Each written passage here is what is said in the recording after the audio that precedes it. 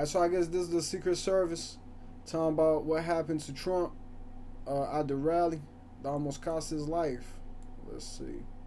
Welcome to CTV News Channel. I'm Akshay Tandon. This is a live show Who cut this dude hair? On God, though. this afternoon. They fucked We are him up. listening into the Secret Service giving us updates on the Trump assassination attempt. Let's dip in. What happened?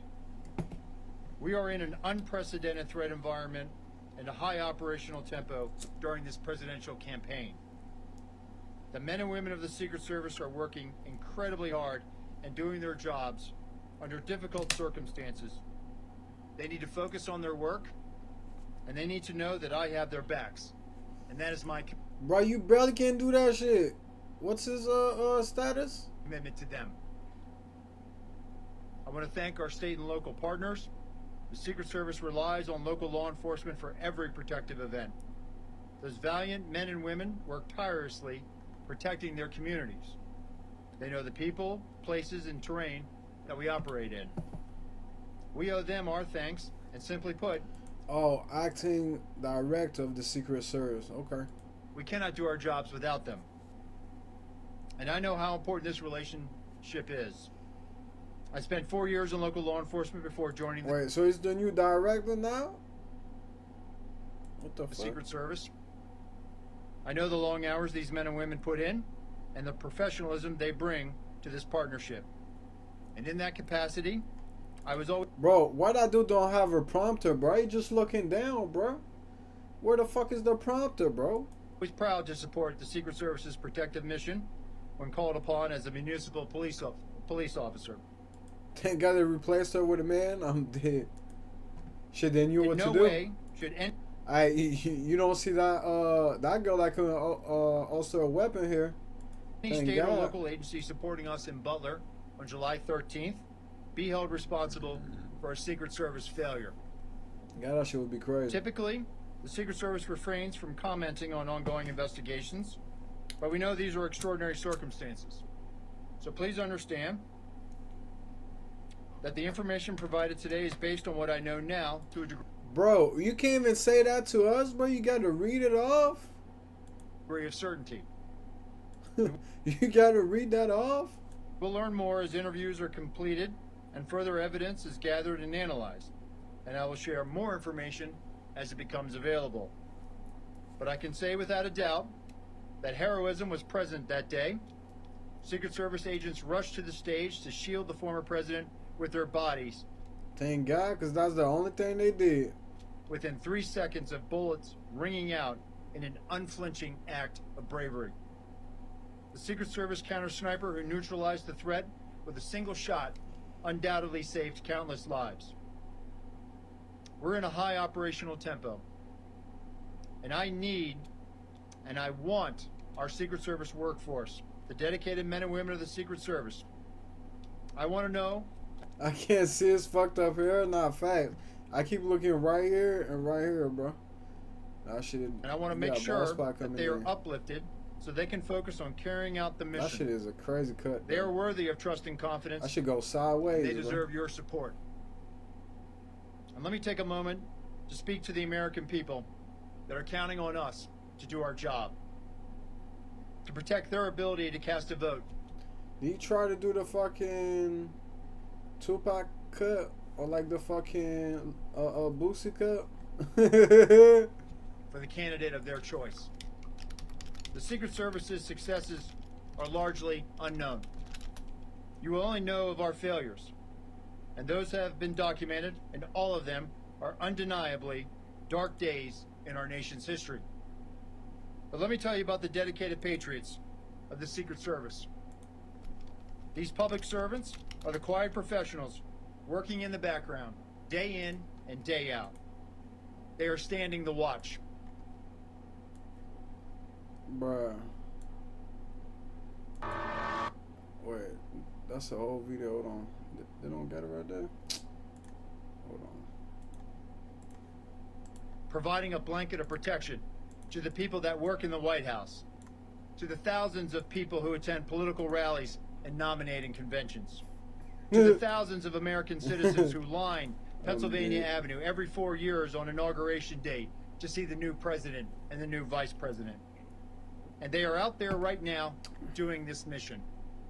They are focused, and they live their professional lives committed to the values of this agency: justice, duty, loyalty, courage, and honesty. This is who we are, and this is what we do, and we will earn back your trust. I'll now provide a timeline of the visit to Butler, Pennsylvania. Bruh, they want to earn back the trust. It took so long for them to say anything to start with, bruh. On July 8th, personnel assigned to the agency's Pittsburgh field office conducted planning meetings and a site walkthrough with law enforcement partners and campaign staff. On July 10th, Secret Service counter sniper and technical... Yeah, this for the homies. Ooh-wee. Only, yeah, this members only. Trap niggas only, yeah, rich niggas only. Bad bitches only, yeah, this for the homies. Big dubs, big dub. Ooh wee. About to take one of that, bro. Y'all trying to take one? Yeah, big dub.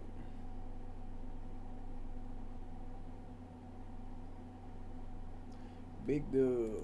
Security personnel arrived in Pittsburgh and began advanced planning for their teams. July 12th, the build-out of the campaign rally site began and continued through... Let's take one. Ooh wee. Cheers.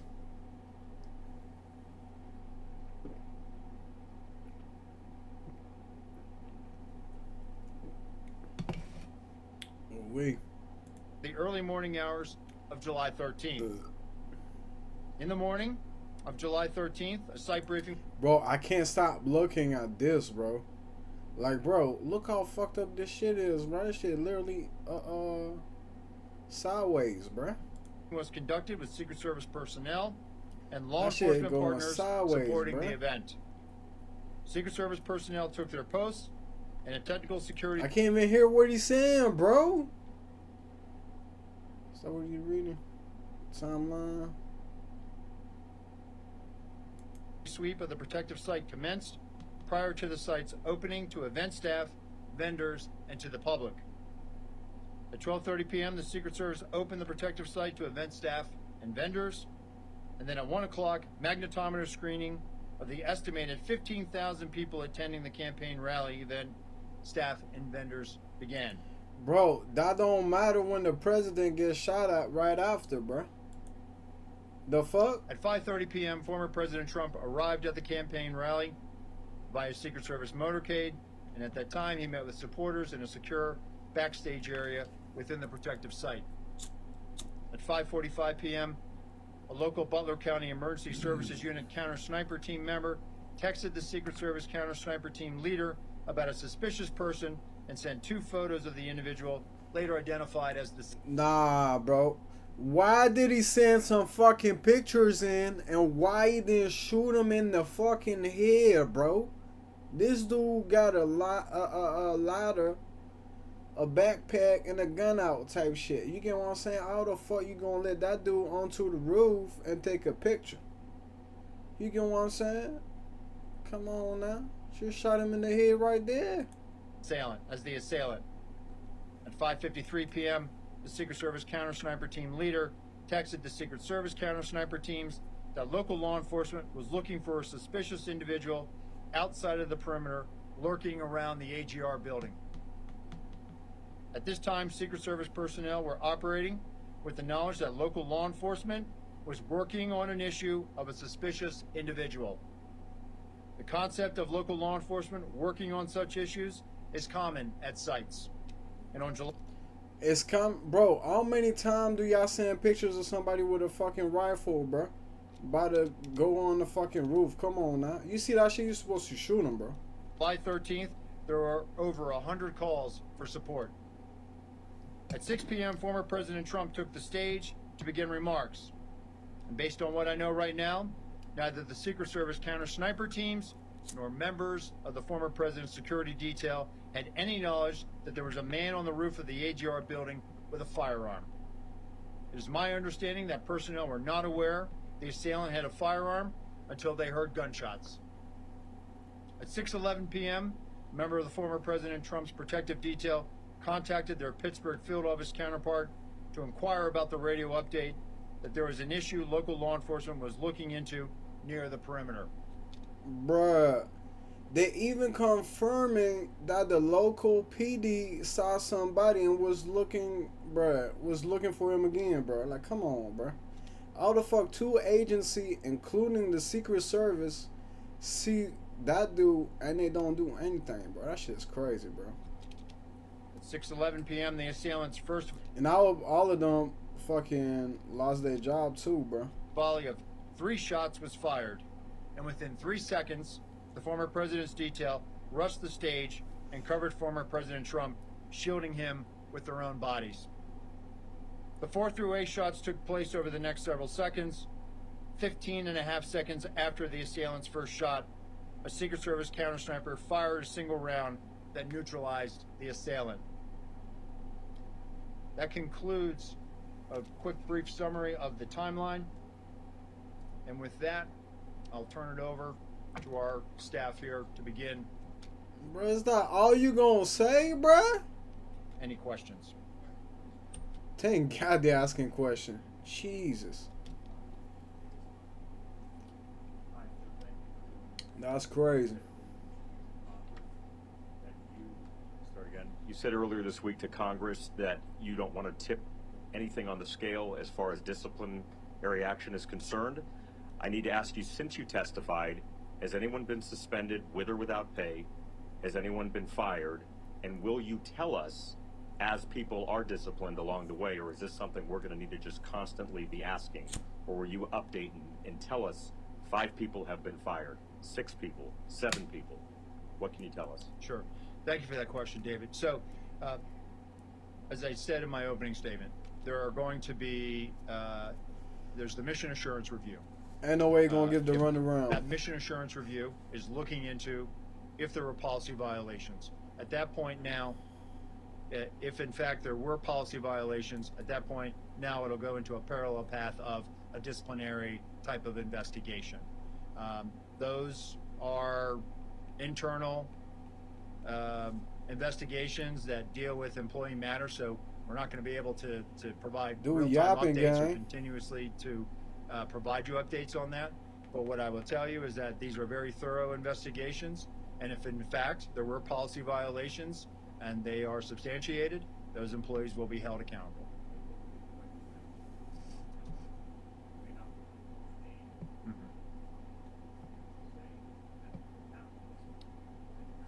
Bro, did they fire the girl that was director of the social Secret Service, or did she resign? Ain't she resigned? Ain't she resigned, bro? They didn't even fire her, bro. That shit is crazy. I will be able Like, to, what at the least at a fuck? high level, provide at least some type of statement that people are being held accountable. That's crazy.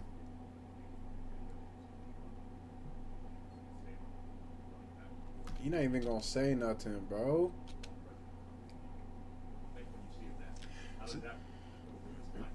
Yeah. So it affirms to me, and again, and you heard this from the FBI, and they're still conducting interviews and looking at this. It even just affirms to me that this was a failure. We should have had better protection for the protectee. We should have had better coverage on that roof line. We should have had at least some other set of eyes from the Secret Service point of view covering that. That building was very close to that outer perimeter, and we should have had more of a presence. Bro, y'all had several agencies that saw him and didn't do nothing, bro. That's the problem, bro. And so, as far as the timeline of him running back and forth, I know the FBI has provided a bit of a chronology as well, and so I'd have to go back and look at that. But the bottom line is this, David. This was a Secret Service failure. That roof line should have been covered. We should have had better eyes on that. Okay, at least he said that.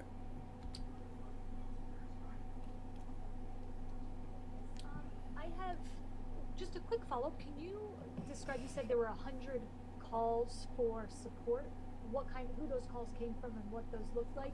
And also, moving forward, do you anticipate Now you if think fast, bro? Like, come on. so what any different changes in protocol between how Secret Service communicates But see, the last director wouldn't even say that, bro. She didn't even say nothing. or works with local law enforcement specifically as they work to secure events or other things? Yeah, thank you for that question. So, with regards to calls for support, it was a very hot day that day. There was a lot of not only EMS type of It was a hot day that day. What's the matter if it was hot or cold, bruh? calls to address people, but there were people that needed some other type of law enforcement assistance. This happens, candidly, happens a lot at outdoor rallies, where especially on hot days. So there was a lot of traffic, radio traffic on the local net about, hey, I need EMT here. So there was a lot of people that were. What about the cops? What about the Secret Service outside him? Like, come on, bro. That were needing assistance. With respect to the interoperability, so one of the things that I've directed Facts, easy. is I've commissioned a task force. And that task force is going to be leveraging the resources of the Department of Homeland Security. It'll be co-chaired in all likelihood by someone from the Secret Service and someone from CISA. And I think we're also going to bring in some state and local law enforcement. The interoperability challenge. They need better Secret Service, bro. Bro, most of them are like, most of them used to be cops, bro. They should be like military or something at least, bro. It's not an easy fix. It's not as simple as just trying to figure out the local frequency of or the HC SWAT you're or working something with, and then before that. typing that You know what into I'm your saying? radio network. It requires a substantial technical fix.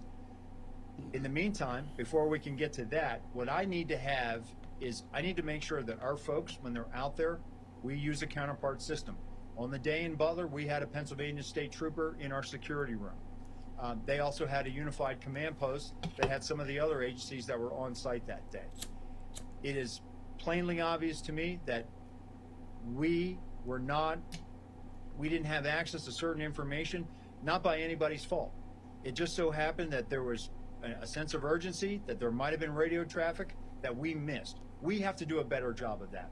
So moving. How the fuck do y'all miss the fucking pictures with the dude with a rifle, and y'all miss everybody outside screaming there's a shooter on the roof, bro? How do you miss that, bro? That's hard to miss, bro, especially when the cops is right there in front of them, bro. Moving forward, in addition to this task force Like, that bro, we'll bro. provide more information on next week as we begin to stand that up. I've also directed all of our SACs, our special agents in charge of field offices across the country, to reevaluate where we put our security rooms. If a state or local sets up a unified command post, maybe we need to be in that room as well, as opposed to just being in another room and relying on that counterpart system. It was so apparent to me that in this incident, in the final 30 seconds, which has been the focus of what happened before the assailant opened fire, there was clearly radio transmissions that may have happened on that local radio net that we did not have. And so we have to do a better job of co-locating, leveraging that counterpart system, and this is going to drive our operations going forward. All right, we've been listening to Acting Director. You said a whole bunch of nothing, bro. At least you know it's their fault, bro. That shit's so crazy.